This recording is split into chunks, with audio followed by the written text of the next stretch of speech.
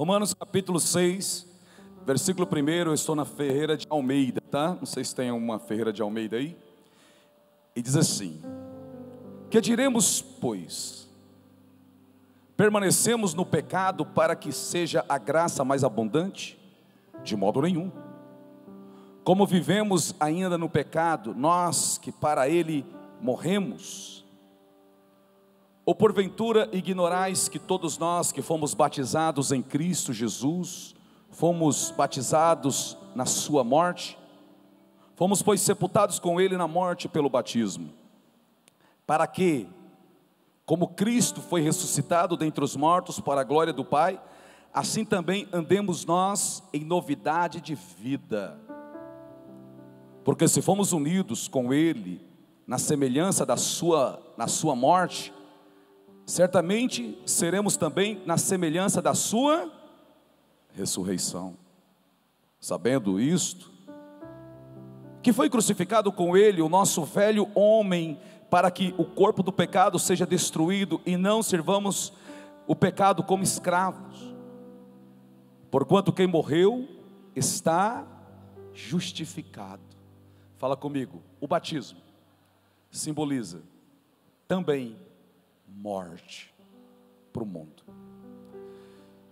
Porquanto quem morreu está justificado do pecado. 8. Ora, se já morremos, quantos aqui morreu com Cristo? Diga amém. Cremos que também com ele viveremos, sabedores de que, havendo Cristo ressuscitado dentre os mortos, já não morre, a morte não tem domínio sobre ele, pois quanto ter morrido de uma vez para sempre, morreu para o pecado,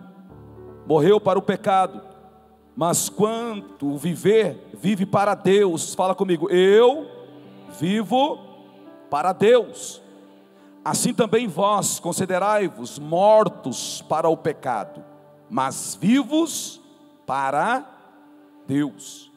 Não reine, portanto, o pecado em vosso corpo mortal, de maneira que obedeçais às suas paixões. Pelo amor de Deus, não faça isso. Nem ofereçais cada um os membros do seu corpo ao pecado como instrumentos de iniquidade, mas oferecei-vos a Deus como ressurretos dentre os mortos, e os vossos membros a Deus como instrumento de justiça. Por quê? Porque o pecado não terá domínio sobre vós, pois não estáis debaixo da lei, e sim da graça. Versos 15. E daí? Havemos de pecar porque não estamos debaixo da lei, e sim da graça? Fala comigo, de modo nenhum. Está na Bíblia, de modo nenhum.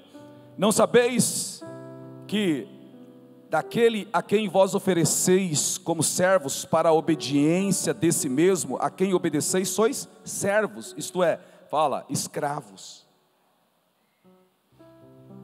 Servos obedientes. 16. Não sabeis que daquele a quem vos ofereçais como servos para a obediência desse mesmo a quem obedeceis, sois servos, seja do pecado para a morte ou da obediência para a justiça.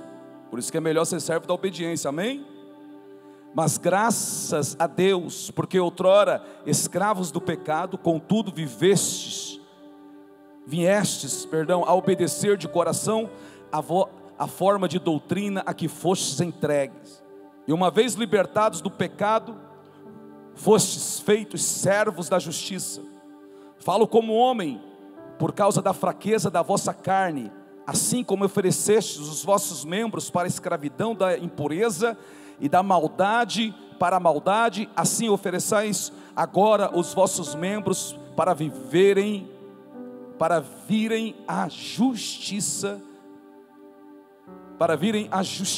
para a santificação. Versos 20. Porque quando erais escravos do pecado, estavais isentos em relação à justiça. Naquele tempo, que resultado escolhestes? Ele pergunta. Somente as coisas de que agora vos envergonhais, porque o fim delas é a morte. Agora, porém, libertados do pecado, transformados em servos de Deus, tendes o vosso fruto para a santificação, meu Deus, e por fim a vida eterna, porque o salário do pecado é a morte, mas o dom gratuito de Deus é a vida eterna. Aleluia.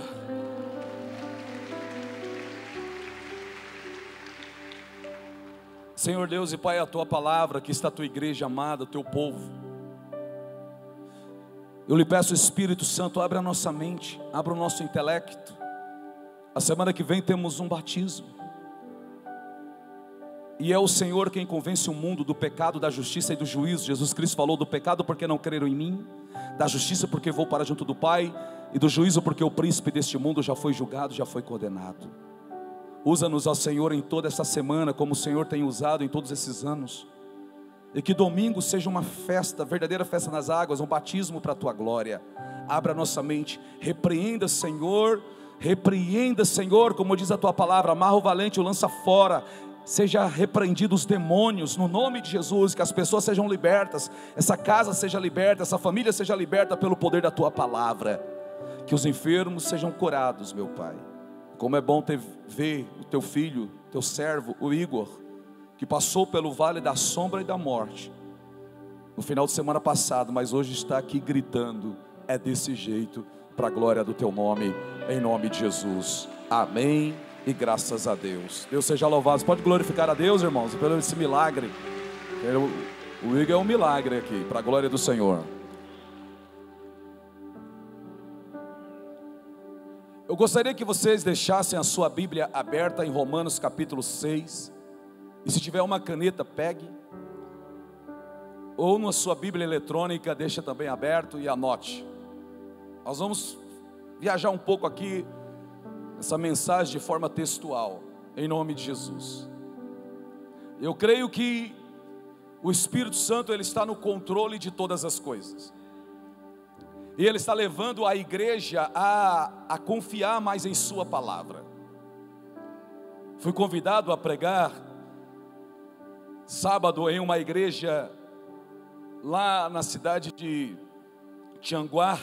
Eu não, confesso aos irmãos que eu não ia, porque eu tinha que cuidar da minha esposa, mas minha mulher, usada pelo Espírito Santo, me forçou e me cobrou a ir. Chegou lá, o pastor disse, o pastor Everaldo está aqui, e ele é um grande homem de Deus, porque ele tinha muitos motivos para não estar, mas ele veio. Aí quando eu peguei no microfone, eu disse, eu vim, obrigado. Não foi por mim não, pastor, que eu vim, foi por causa da minha esposa, usada pelo Espírito Santo para estar aqui. Eu creio que Deus quer falar aos nossos corações. E eu comecei a pregar uma palavra para casais, porque chamou o pastor Everaldo, pastor Ailma, então eu pensei que era casais. E ela não falou nada para mim do tema, e eu estou pregando para casais, para família. E aí de repente eu vi, Deus me trouxe um culto de casais. Aí o pastor disse, não pastor, não é culto de casais não, aqui é culto de comemoração de 21 anos da igreja. Mas eu não perdi a oportunidade e disse, já que Deus, eu não entendia que era sobre essa questão do culto de aniversário, Deus colocou no meu coração falar para casais, é porque Deus quer curar casais, e foi uma noite de libertação para a glória de Deus, muita libertação mesmo, e foi uma mensagem para a glória de Deus, recheada de versículos bíblicos, de textos bíblicos. E no jantar o pastor olhou para mim e disse assim, pastor, o senhor é um pastor tradicional, né? Eu falei, depende da como as pessoas veem. Eu falei, mas o que é o pastor, um pastor tradicional? Ele falou, não, o senhor é um pastor tradicional, porque o senhor prega com a Bíblia, levando textos bíblicos. O senhor não é um contador de histórias, e vive contando histórias e mais histórias. Aí eu falei, se isso é ser tradicional, então eu sou. Porque está escrito, conhecereis a verdade vos libertará. E a verdade não está naquilo que eu conto, mas naquilo que a Bíblia fala. E se eu falo, eu tenho que expressar segundo os textos bíblicos. Então um texto como esse de Romanos hoje, capítulos, as cartas estão menosprezadas, não são pregadas. Lá atrás houve um outro pastor aqui na igreja e disse: pastor, o senhor é um pastor pentecostal conservador. O senhor é um pentecostal reformista. Eu perguntei, por que você está dizendo isso? E na verdade era uma pastora, ela disse: porque o senhor gosta de pregar em Romanos. Eu falo, quer dizer que pregar em Romanos quer dizer que você é um pastor reformista e um pastor tradicional, e aí vai, conservador? Então se define isso, mas a Bíblia não está dizendo quem é pentecostal, neopentecostal, ou quem é alguma coisa. A Bíblia está aí para a gente pregar a palavra de Deus. E eu confesso que eu sou apaixonado pelas Sagradas Escrituras, e que Deus lhe faça mais apaixonado, mais apaixonada ainda por ela do que eu, pela palavra de Deus. E como eu não nasci na fé dentro de uma igreja, mas praticamente aos pés de uma serva do Senhor, onde ela diz: leia um versículo da Bíblia por dia e Deus vai fazer coisas tremendas na sua vida, para a glória dEle. Então hoje eu já li esse texto algumas vezes no rádio, vindo com a minha esposa. Eu ouvi esse Romanos capítulo 6 3 vezes, e eu e ela viemos falando sobre Romanos capítulo 6, porque é riquíssimo. Porque a partir do versículo 1, Romanos capítulo 6, versículo 1 diz: que diremos, pois? Permaneceremos no pecado para que seja a graça mais abundante? No versículo 2 ele diz: de modo nenhum. Como viveremos ainda no pecado, nós, os que para ele morremos? Ou porventura ignorais que todos nós que fomos batizados em Cristo Jesus, fomos batizados na sua morte? Fomos, pois, sepultados com ele na morte pelo batismo, para que, como Cristo foi ressuscitado dentre os mortos pela glória do Pai, assim também andemos nós em novidade de vida. Então o versículo 4 ele está abrindo o nosso entendimento daquele versículo muito conhecido que nós estamos usando como tema do versículo 21, onde diz: aonde abundou o pecado, superabundou a graça de Deus. Romanos capítulo 5, versos 20 e 21 diz: sobreveio a lei para que avultasse as ofensas, mas onde abundou o pecado, superabundou a graça. Romanos capítulo 5, versos 20, porque aonde abundou o pecado, superabundou a graça, a fim de que, como o pecado reinou pela morte, assim também reinasse a graça pela justiça, para a vida eterna, mediante em Cristo Jesus nosso Senhor. Que diremos, pois? Permaneceremos no pecado para que seja a graça mais abundante? De modo nenhum. Então quando você vai ler a carta, você precisa entender que não há divisão, é uma carta, ela tem começo, meio e fim. E os versículos seguintes, que foi dividido em versículos para abrir a nossa mente, para melhorar o nosso entendimento, ele está dando uma explicação dos últimos versículos do capítulo 21, versículo 20 e o versículo 21, e diz: aonde abundou o pecado, passou a superabundar a graça de Deus. Só que infelizmente nos dias de hoje, pessoas não estão ensinando, e outros, por também não serem ensináveis, estão achando que uma vez salvo, salvo para sempre. Se eu levantei a minha mão, confessei a Jesus como meu Salvador, mas não quero aceitar como Senhor. Se eu levantei as minhas mãos, se eu aceitei a Jesus Cristo como meu Salvador, e eu fui batizado nas águas, agora eu estou livre do pecado, estou livre da condenação, e agora eu posso viver da forma como eu quero, como aquela irmã famosa que supostamente aceitou a Jesus, foi batizada, mas ainda vive no mundo da prostituição e diz: quando termina eu ainda evangelizo o cara. E ela fala um nome que ela é, que eu não posso falar aqui, senão chegar em casa a mulher puxa minha orelha.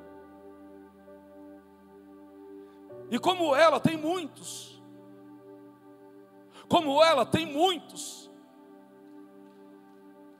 que estão na igreja aos domingos ou no meio da semana, e ao sair da igreja vão beber cachaça.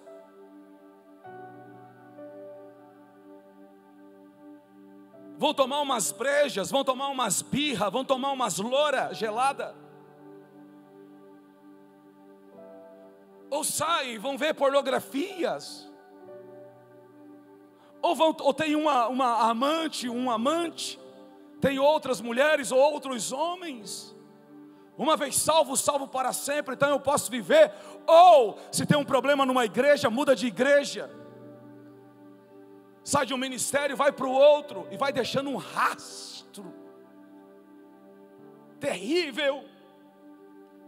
Cai no lugar, o pastor chega, chama para disciplinar, não se sujeita, não se submete a uma disciplina, vai para outra igreja e se operava e passava por um ministério, e se exercia algum cargo, chega lá no pastor, diz que exercia um cargo, fala mal do seu pastor anteriormente, para ser absolvido, para depois estar ali, depois fazem, desculpa a palavra, mas eu vou falar, faz a mesma merda lá, e depois vai para outro ministério, faz a merda lá de novo, vai no outro, e fica assim, não tem uma mudança, porque na mente acha que está salvo, porque foi perdoado pela graça. Deixa eu dizer uma coisa para você, a graça de Deus é a chave que abriu a porta, para você sair das trevas e vir para a luz, mas o caminho que ela aponta para você andar, é com Cristo, e Ele é santo, santo, santo. Ele requer de você e de mim, de todos nós, a santidade em nossa mente, em nossa boca e em nosso proceder com o nosso próprio corpo. Deus quer que você seja luz, Deus quer que você seja sal, Deus quer que você seja uma carta lida, aonde as pessoas vão ver o poder de Deus manifesto.